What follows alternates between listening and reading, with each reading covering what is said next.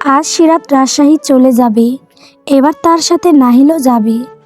ওদেরকে নিয়ে যেতে এসেছে ইশতিয়াক কাজের সূত্রে। এদিকে আসা সেখান থেকেই ওদের নিয়ে যাবে। সিরাত সকাল থেকে ঘরের বিভিন্ন কাজ নিয়ে ব্যস্ত।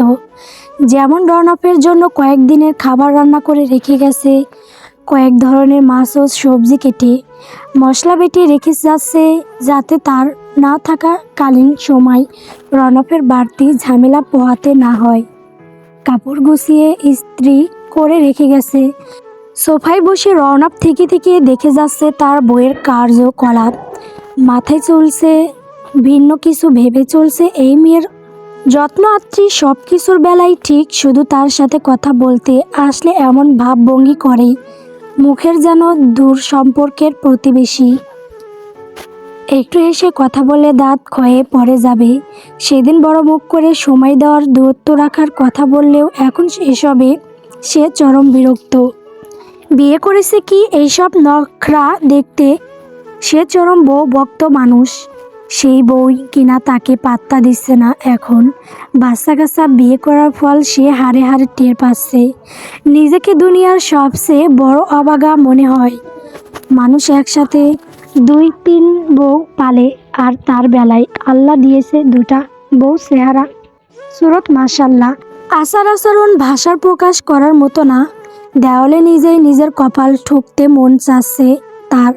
বুড়ো বয়সে এসে কি এখন এসে হাত পা ধরে বউয়ের মান ভাঙাবে?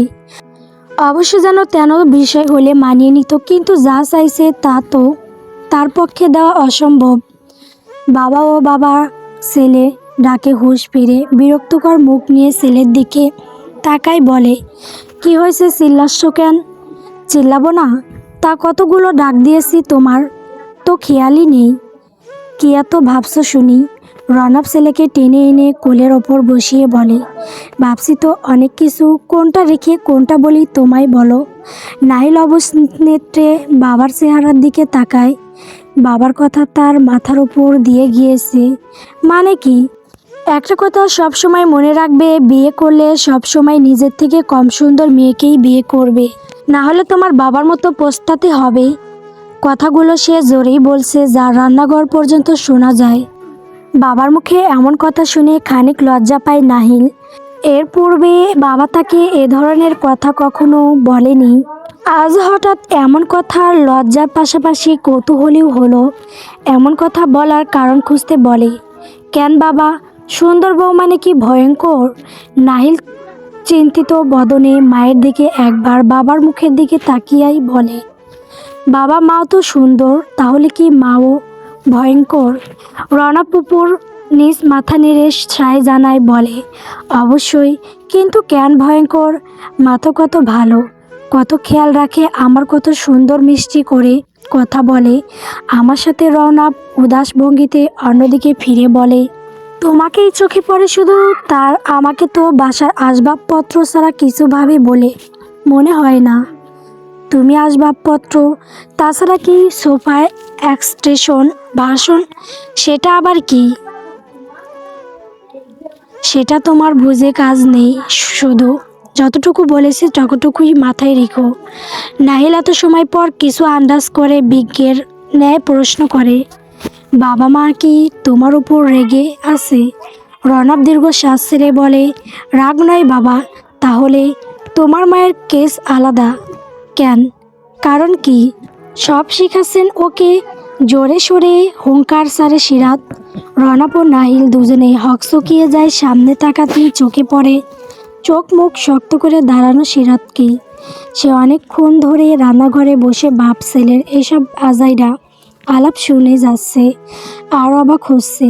রণব জানাব ধাঁচের মানুষ, তাতে নিজের ছেলের সাথে এ ধরনের কথা বলাটা তার অস্বাভাবিক লাগছে, পাশাপাশি বিরক্তকর। বোধ বুদ্ধি সব লোপ পেয়েছে নাকি লোকটার? কি শিখাচ্ছি মানে এসব কি ধরনের কথা? ও একটা বাচ্চা, ওর সামনে এসব বলছেন কেন? এখন থেকে শিখিয়ে রাখছি যাতে ভবিষ্যতে সমস্যা না হয়। মাথা গেছে আপনার? নাহিল একবার মা তো আর একবার বাবাকে দেখছে। তার চোখে প্রখর কৌতূহল। ছেলের এমন কৌতূহল দেখে সিরাত এবার নজর দেয় তার দিকে, বলে, আব্বু তুমি তোমার ঘরে যাও, দেখো সব ঠিকঠাক নেওয়া হয়েছে কিনা। নাহিল বাবার দিকে তাকায়। রনক চোখের ইশারায় সম্মতি দিলে সে সেখান থেকে চলে যায়। এবার সিরাত বলে, সমস্যা কি আপনার? কি সমস্যা? এক গুয়ে উত্তর। মানে বুদ্ধি কি হাঁটুতে গিয়ে ঠেকেছে? মানে আমার বুঝে আসে না মানুষের বুদ্ধি কতখানি লোভ পেলে ছেলের কাছে বইয়ের নামে সমালোচনা করে, আবার বলে সুন্দর মেয়ে বিয়ে না করতে তারা স্বামীকে আসবাবপত্র মনে করে, আর কি পাত্তা দেয় না। তো ভুল কিছু বলছি? না, ভুল বলবেন কেন? আপনি তো সবসময়ই ঠিক বলেন। আর কি আমাকে বিয়ে করে পস্তাচ্ছেন? রনব তার কথায় কোনো পাত্তা না দিয়ে অন্যদিকে মুখ ঘুরিয়ে বসে আছে। ভাবখানা এমন সে শোনেইনি তার কথা। সিরাত তার এহেন আচরণে যায় পরাণ বিরক্ত হয়। আপনার 7 পুরুষের কপাল যে আমার বাপ আপনাকে মেয়ে দিয়েছে। আপনার মতো বুড়োর সাথে বুড়ি মানায়। প্রাপ্যের থেকে বেশি কিছু পেয়ে গেলে মানুষ তার কদর করে না। এই একদম বুড়ো বলবা না আমাকে মেয়ে দেওয়ার জন্য কত বাপ বসে আছে জানো?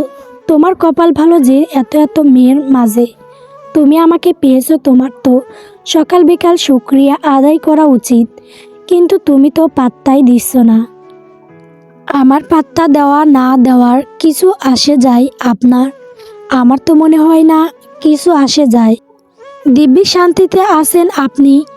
যত জ্বালাই তো আমি আছি।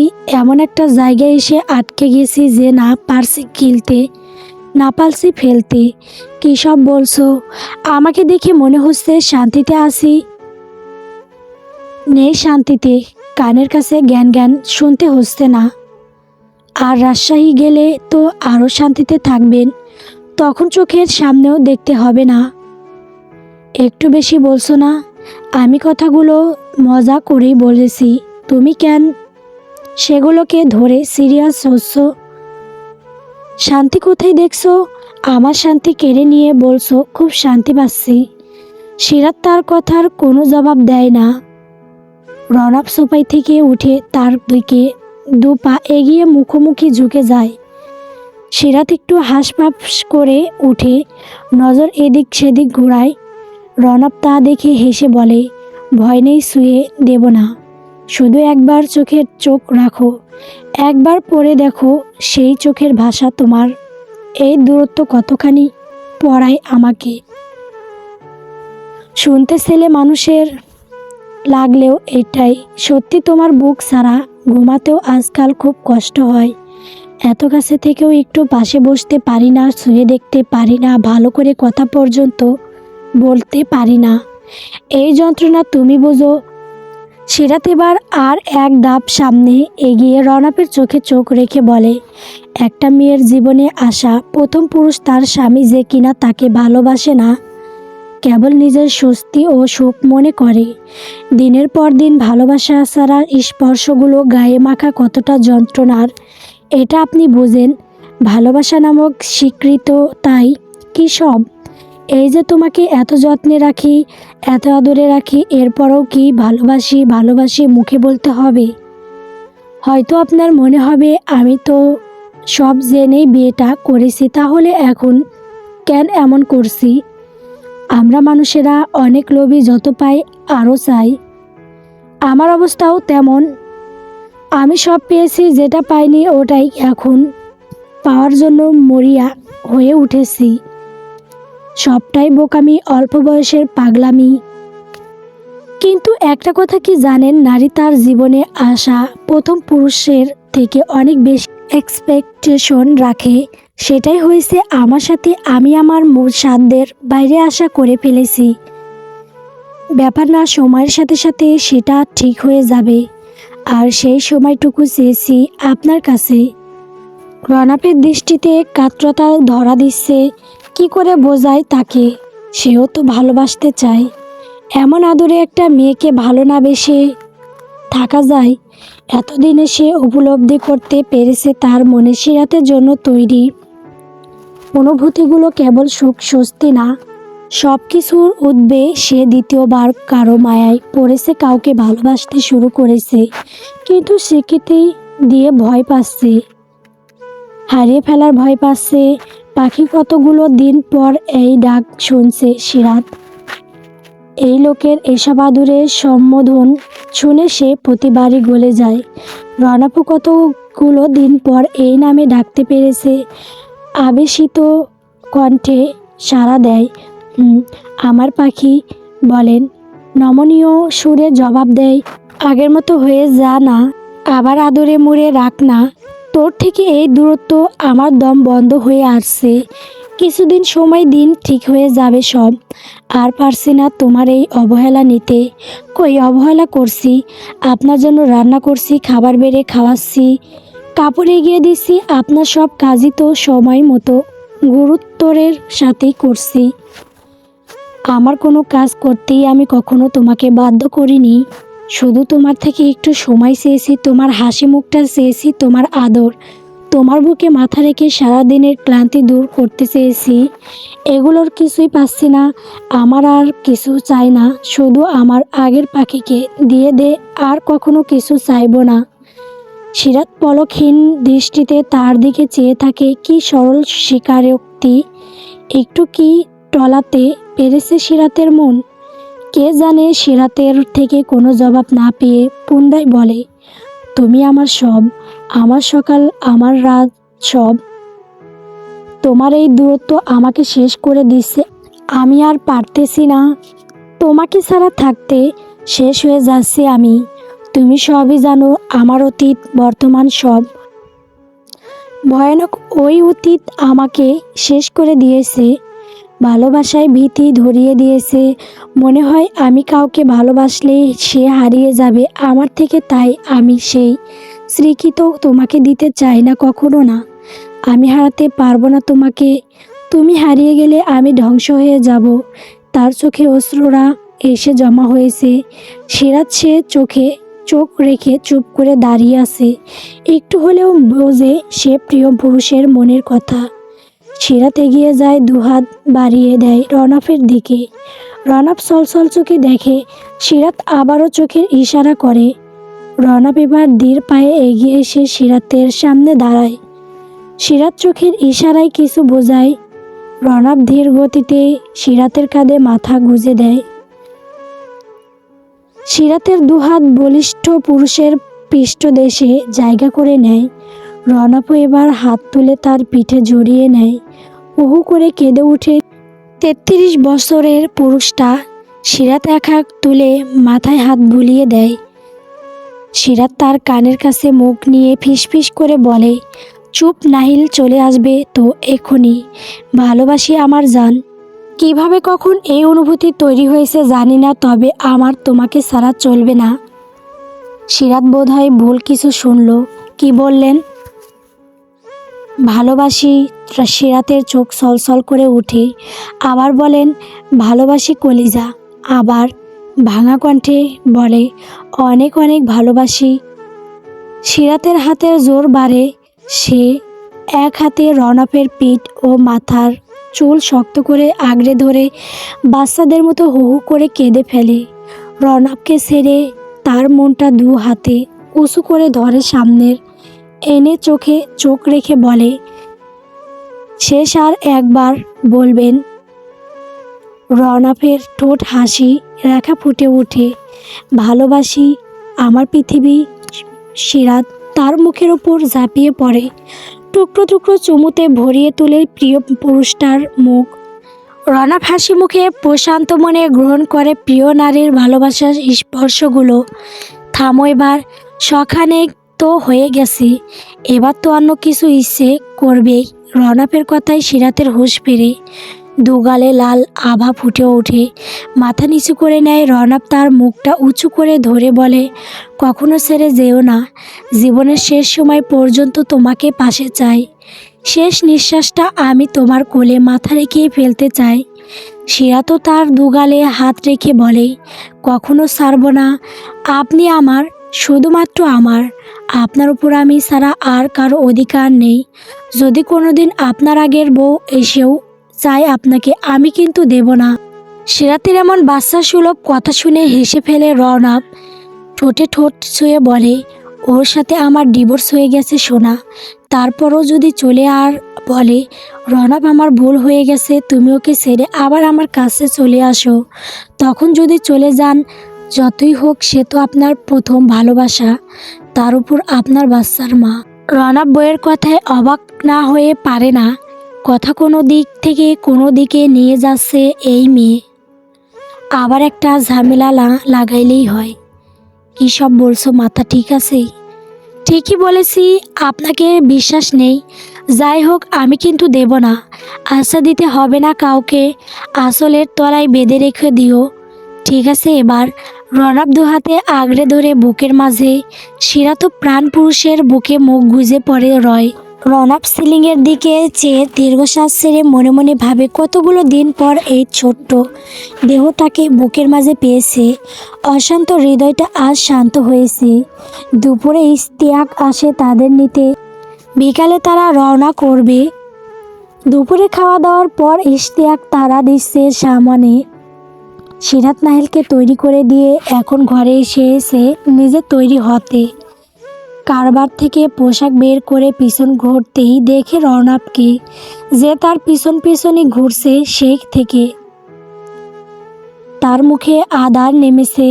সিরাত কাপড় নিয়ে ওয়াশরুমে ভেতরে এক পা রাখে। এমন সময় পিছন থেকে বেশি আসে, এখানেই চেঞ্জ করো, তাহলে আপনি বাইরে যান, আমার সামনে চেঞ্জ করতে কি সমস্যা? চলেই তো যাচ্ছ, একটু দেখে শুনে রাখি, কবে আবার দেখব। তার ঠিক আছে নাকি? সিরাত এমন বেফাঁস কথা শুনে লজ্জা পাবে কি রাগে ফুঁসে উঠে। অসভ্য কোথাকার বিড়বিড় করে বলে। চেঞ্জ করে বেরিয়ে ড্রেসিং টেবিলের সামনে গিয়ে দাঁড়ায়, চুল আঁচড়ে নেয়, মুখে ক্রিম লাগিয়ে ঠোঁটে একটু লিপ বাম লাগিয়ে একবার ভালো করে পরখ করে নেয় নিজেকে। অন্যদিকে রওনক বিছানায় বসে এক ধ্যানে তাকিয়ে আছে বউয়ের দিকে। তার কাছে মনে হচ্ছে বউ তার ডিম আরও সুন্দর হচ্ছে। আগের তুলনায় শরীরের ভার এসেছে, দেহের গড়নে বিবাহিত নারীর একটা ছাপ ফুটে উঠেছে। আজকের দিনটা থেকে গেলে হতো না? কাল যাও না? সিরাত হ্যান্ড ব্যাগ গুছাতে গুছাতে বলে, যা হতো না, কালকে আপনি গিয়ে দিয়ে আসবেন। আর কাকাই এসেছে তাই তার সাথেই চলে যায়। আপনার ছুটি পেতে পেতে চৌতির বিয়ে শেষ হয়ে যাবে, তখন কি করতে যাব? আরও অনেক করে বলেছে যেন আমি আর ইলা অবশ্যই যাই। এখন না যেতে পারলে কষ্ট পাবে না ও? স্বামীর কথা না ভেবে বান্ধবী কষ্ট পাবে তাই ভেবে যাচ্ছ? আপনার থেকে অনুমতি নিয়েই যাচ্ছি। সেদিন খাওয়ার টেবিলে আপনি যেতে বলেছেন। এখন মোটেও ঢং করবেন না, তখন তো ঝগড়া ছিল আমাদের, এখন তো সব মিটমাট হয়ে গেছে। তাই অন্তত একটা রাত আমায় দেওয়া উচিত তোমার। সিরাত এবার বিরক্ত শেষ সীমায় পৌঁছে যায়। এর চেয়ে তো ভালো ছিল এতদিন কথা না বলেছিল। এখন মুখ খুলেছে কি একটার পর একটা বেফাঁস কথা বলে যাচ্ছে। কোনো রকম ব্যাগটা কাঁধে তুলে দরজার দিকে হাঁটা দেয়। এই মুহূর্তে এই লোকের সাথে কথা না বাড়ানোটাই উত্তম মনে করছে সে। দরজা পার হওয়ার পূর্বে হাতে হ্যাঁচকা টান লাগে, এক টানে এসে পড়ে রওনকের প্রশান্ত বুকে। নাকে বেশ ভালোই ব্যথা পেয়েছে সে। মুখ তুলে কিছু বলতো যাবে, তার পূর্বে কোনো প্রকার পূর্বাভাস ছাড়াই দখল করে নেয় তার অদর যুগল। গভীর আসলে সে অনেকটা সময় নিয়ে চলে এই কার্যক্রম। সিরাত হাঁপিয়ে উঠে দু হাতে ঠেলে সরাতে চায় তাকে। নাসর বান্দা রওনক এতে বেশ বিরক্ত হয়। এক হাতের মাঝে তার দু হাতে আটকে অন্য হাত দিয়ে থুতনি চেপে ধরে পুনরায় নিজ কাজে মনোযোগ হয়। অনেকটা সময় পর তাকে ছেড়ে দেয়। দুজনের সমানে হাঁপাচ্ছে।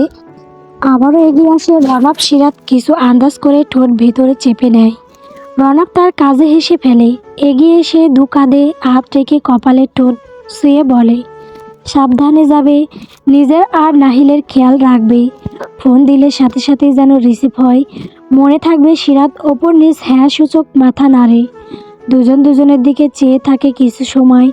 এবার দূরত্ব গুছিয়ে সিরাত এগিয়ে আসে তার দিকে, পায়ের আঙুলের উপর ভর দিয়ে রনকের কাঁধে হাত রেখে তার মুখটা নিচে নামায়। হালকা করে ঠোঁট ছুঁয়ে বলে, আপনিও সাবধানে থাকবেন। আমার স্বামীকে আমি আপনার দায়িত্বে রেখে গেলাম, ফিরে এসে যেন এভাবেই পায়। রনকও বাধ্য স্বামীর ন্যায় মাথা নাড়ে। দুজনে এক্ষেত্রে ঘর থেকে বেরিয়ে আসে। বসার ঘরে নাহিল ও ইশতিয়াক তাদের অপেক্ষায় বসে আছে। ইশতিয়াক লাগেজ নিয়ে বাইরে যায়। রনক নাহিলের কাছে এগিয়ে গিয়ে হাঁটু মুড়ে বসে দুহাত একত্রে করে বলে, সাবধানে থাকবে বাবা, কোনো দুষ্টুমি করবে না। কেউ যেন তোমার নামে অভিযোগ করতে না পারে। নিজের খেয়াল রাখবে, সাথে মায়েরও খেয়াল রাখবে। তোমার দায়িত্ব পাঠাচ্ছি মাকে, তাকে দেখে রাখবে কেমন। নাহিল বাবার কথায় মাথা নেড়ে সায় জানায়। রনক ছেলেকে জড়িয়ে চুমু খেয়ে বউ ও ছেলেকে এগিয়ে দিয়ে আসতে যায়। গাড়িতে তুলে দিয়ে তত সময় অপেক্ষা করে যতক্ষণ না গাড়িটা চোখের আড়াল হয়। গল্প সমাপ্তির প্রণয়। পরবর্তী পর্ব তাড়াতাড়ি পাওয়ার জন্য অবশ্যই আমার চ্যানেলটিকে সাবস্ক্রাইব করবেন। ধন্যবাদ সকলকে।